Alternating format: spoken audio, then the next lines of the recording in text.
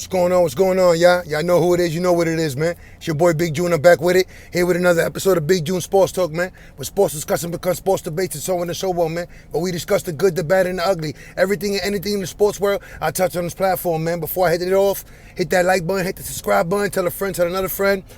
Like, subscribe, comment, all that good stuff, man. You know what I mean? But listen, I ain't even going to beat around the bush. You know, I got to go do these 10 hours in a couple of minutes and shit like that, so I'm just going to get to it, man. I know we all been watching the conference finals, Eastern and Western, respectively. And I know a lot of us are surprised of the outcome so far of the Eastern Western Conference finals, right? Both teams, or should I say both series, 3-0. But who would have thought that it'd be Denver up 3-0 on the Los Angeles Lakers? And who would have thought that Miami be 1-1 away from another trip to the NBA Finals at the Boston Celtics expense? So yeah, we have a rematch of the bubble. But this time, home court, I mean, it truly is important, right? How essential is home court has been in this series. Let's take a look at Western Conference for a second, right?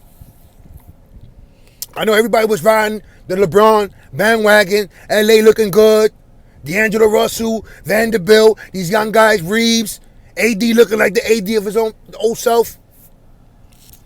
But let's not forget, I mean, I know I didn't, but I think some of you guys forgot that Denver was the number one seed for the duration of the season. And they validating why they were the number one seed heading into the playoffs. Your boy Joker's averaging a triple-double.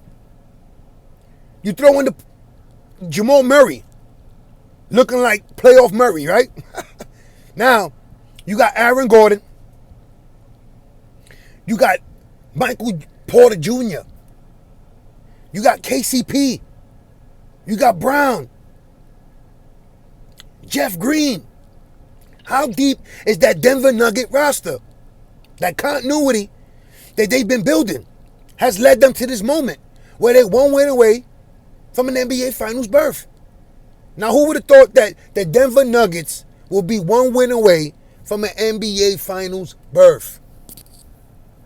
As it all come crashing down for the Lakers and the Celtics. What went wrong? As far as looking at the LA-Denver matchup, this is just from your boy Big Juice perspective, right? Denver is solid on both sides. So it's like I mentioned with Phoenix. Phoenix didn't have the depth, the roster, to compete on a shootout level with the Denver Nuggets. And obviously didn't have a roster that could win the close games, the back and forth. This Denver team is built. I mean, it's looking real great right now. All the doubters, I mean, what could you possibly say right now about Denver? One win away from an NBA Finals appearance. Now, as far as Anthony Davis, explosive as he is on the offensive side, and we all know that he doesn't want to play center, but you got to guard Joker. And all he has to do is stand by the three-point line. Slice and dice the defense through his passes. If you leave him, if you give him too much of time, he could hit the open three. How do you stop that? Even on an off day, he's still averaging a triple-double. So when you look at that matchup, it's tick for tack. So, you know, I would like to pose this question, right? As far as LA, right? Why did they trade Thomas Bryant? Why did they not try to re-sign Dwight Howard? Knowing that Anthony Davis clearly said he doesn't want to be a center. And if you look at Anthony Davis from his development physically, from Kentucky to high school to now in the pros, clearly shows that he wasn't really a legit big man growing up. That's not to say that he hasn't blossomed to be one of the premier big men in the league, but that's not his forte. And it's come back to bite them in this series. Not only that, but you look at the depth that Denver has. No guard on that LA roster can contain Jamal Murray once he starts heating up. I mean, pick your poison. He's giving it to whoever. Now, I was a little surprised. I didn't expect the Denver to be up 3-0. Honestly, I did expect them to be up 2-1. You felt LA going back home. The momentum was on their side, right? But, I mean, we're all wrong, right? Can LA save their season? Can they take it one game at a time? That mantra to save their season. Or is game 4, is Denver bringing out the brooms? Is it a clean sweep? I mean, we're going to find out. We're definitely going to find out. But now, looking at the Eastern Conference, right? And, I haven't been watching these games. A lot of these games been on weekdays and days that I'm working, right? But the question I want to know, and I'm posing it as a question because I really don't know. But knowing that you have the reigning defensive player of the year, right? Or the year before in Marcus Smart, right? Why is he exclusively guarding Jimmy Butler? I mean, you would think that knowing Jimmy Butler is the heart and soul of the Miami Heat team, Mr. Isolation, Mr. Half Court, when it comes to the playoffs, right? Whatever you want to add in, fill it in the blank. Why wouldn't you have your best defender, who, by the way, is or just won the Defensive Player of the Year award? I mean, I understand he's a rookie head coach. And this is one of the knocks that I always say. We're hiring a rookie head coach on a team that's ready to compete for a championship. Look at their errors and mistakes. He's clearly being outcoached by Spoelstra and Pat Riley in the wings, right? Look at who he has to go up against. You got Eric Spoelstra, a head coach who has finals experience, championship pedigree on his resume. Someone say he didn't win it because of LeBron, whatever the case might be. That man has taken the Miami Heat without LeBron James to the finals with Jimmy Butler and some of the current roster. So when you look at that, it's hard to compete from a strategic head coaching perspective, right? Now, if you don't even want to throw in Pat Riley into the equation, who's seen it all, done it all from a basketball perspective.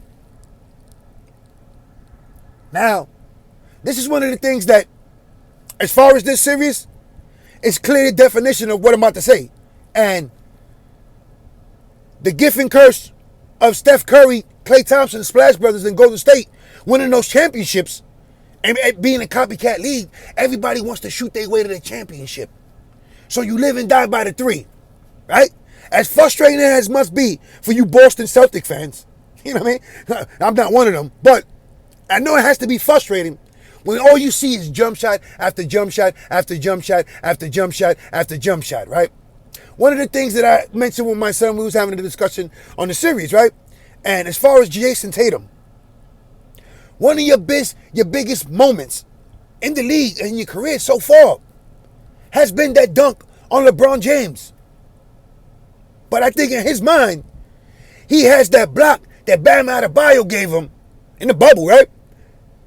And for whatever reason it is, it's like he's just timid and doesn't attack the rim while he's supposed to. You live and die by the 3. You guys are dying right now by that 3. Right? So then you see the press conference of the head coach, Joe Mazzulla. And they ask him, is there a disconnect between him and the team? Why is Al Horford trying to rally the troops?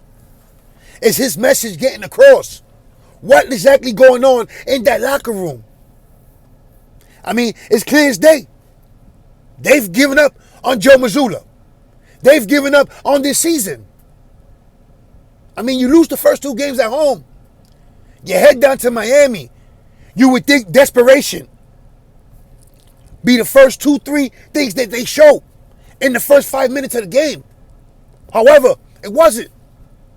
And by the time you look, it became a joke, a blowout. Now, how do you explain this? A number 2 seed, a team who's always had aspirations of winning the NBA Finals, of becoming a champion. How many times has Jason Tatum and Jaylen Brown, that duo, failing, fall miserably in this Eastern Conference Finals.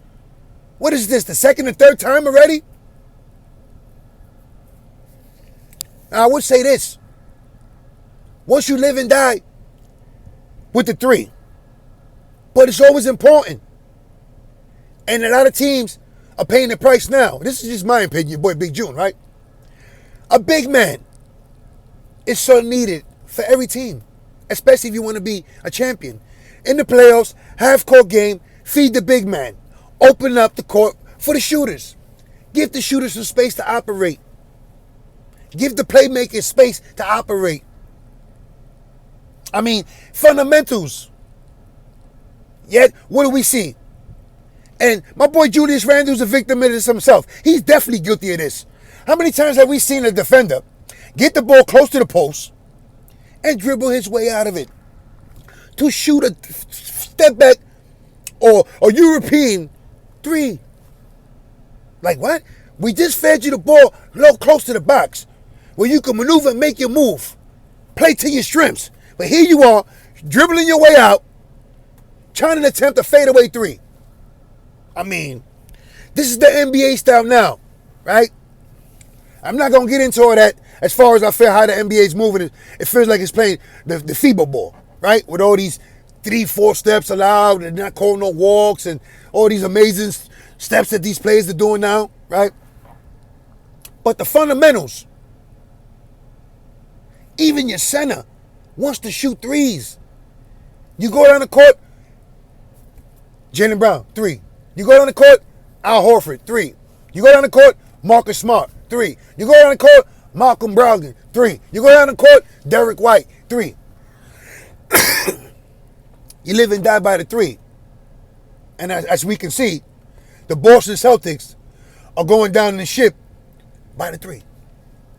As far as the Lakers, if any team has a realistic chance of coming back, of trying to build any momentum, it will be Los Angeles because Game 4 is in Los Angeles, right? But as far as the Celtics, I think it's a done deal. You know, before I go, I pose this last question, right? Are the brooms coming out? And which team is the first one to get swept? It is what it is, man. All my family and friends in New York, stay safe, stay sharp, stay blessed, stay alert, stay on point. Well, my family and friends, a couple of y'all turn yourself in and go do a bid. A couple of y'all got paroled. A couple of y'all just got some bad news from the board. We praying for you. We love you on this side, man. I'm out of here. 1.